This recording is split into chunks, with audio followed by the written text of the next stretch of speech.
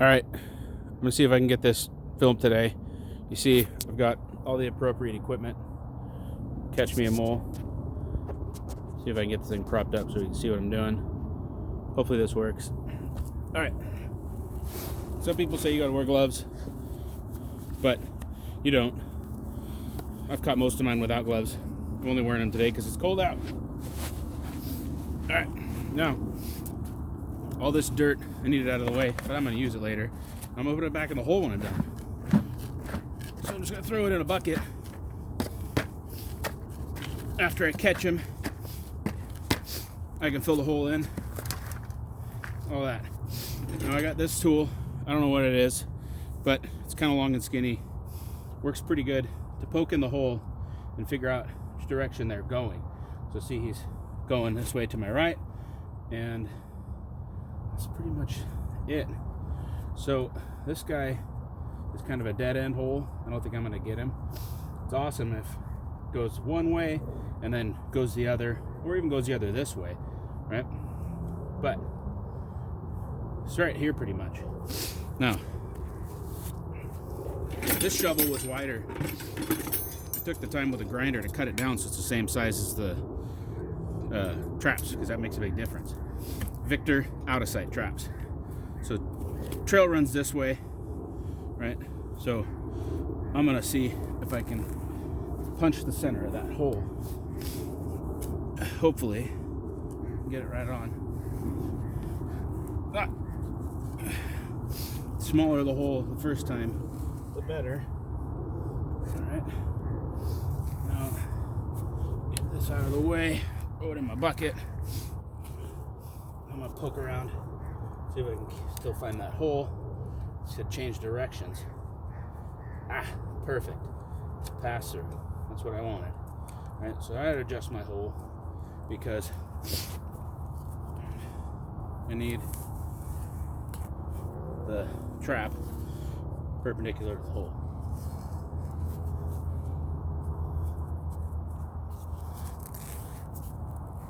You can't really go too deep, but you can definitely go too shallow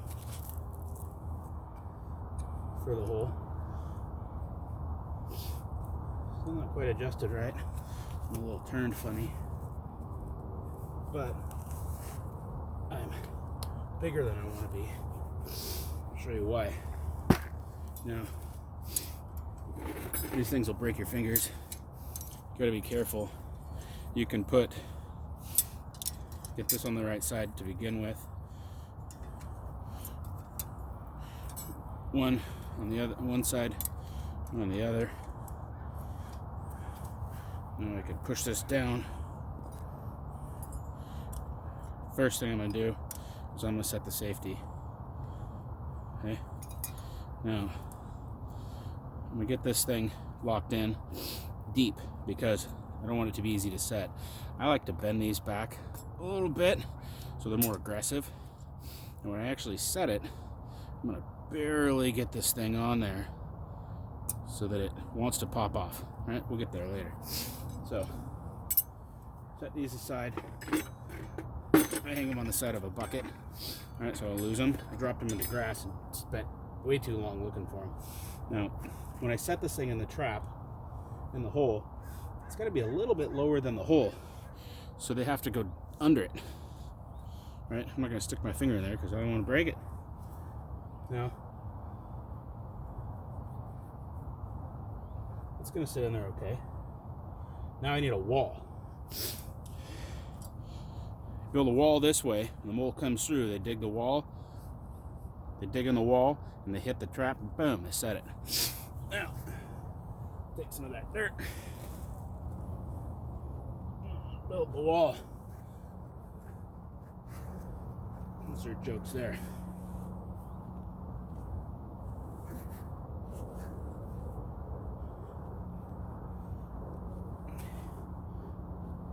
Tight packed.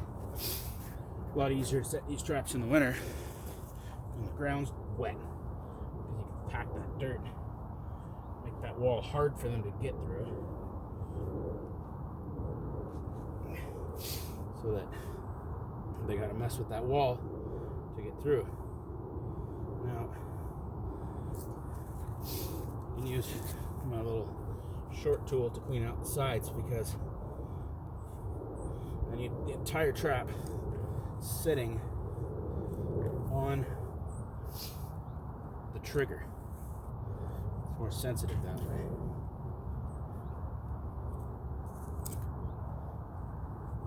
Some people say to use soup can lids or rocks or things to accentuate the trigger. I'm lucky enough to not have any rocks in my yard, so they're kind of hard to find. Here.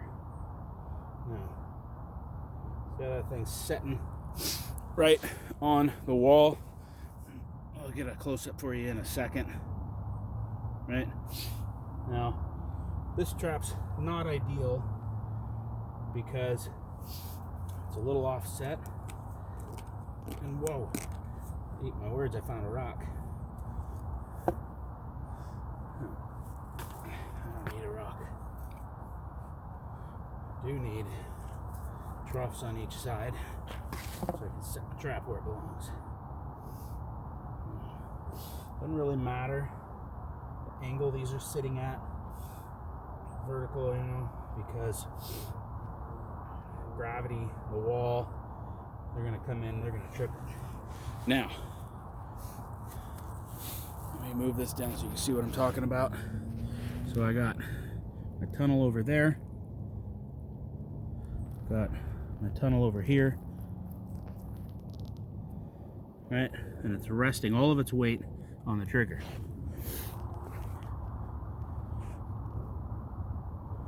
I don't have a good stand for the phone. All right, now get my tools back out, grab this thing with my tools. Now I want it to be sensitive. So now I'm gonna put this thing in here, just barely under that thing, just enough to where it'll hold. Now I gotta be careful now because it's gonna be super easy for me to trip this thing. It's probably gonna trip a couple times when I'm setting it in there. Now, should have a clear path for the finger to fly out. If I don't, it's not gonna set right. It's not gonna trigger.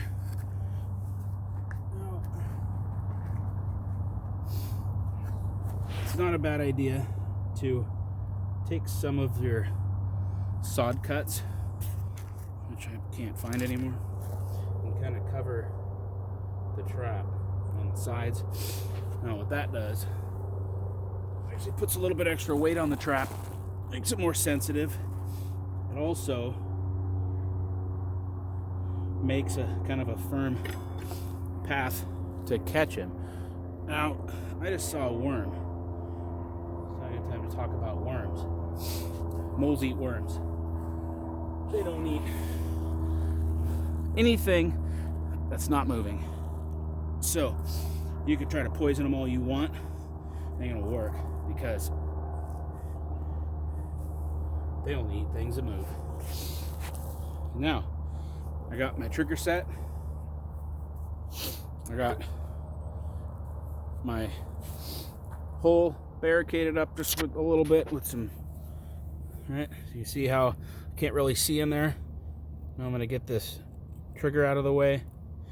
It's really not unsafe to do this with your hand, but it's harder for me to film it that way. So I'm gonna get that trigger out of the way. If I don't do that, he's gonna set it off and I'm not gonna catch him. Now, I've heard people say that they don't like light and they're going to try to block the hole.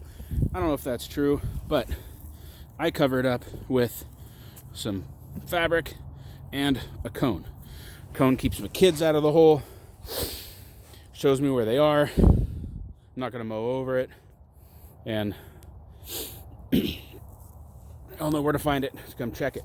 Now, I've got a few already set over here because I got 5 traps. One of those holes took 2 of them, and let's see how soon we get them. It's Saturday morning. Have a good day.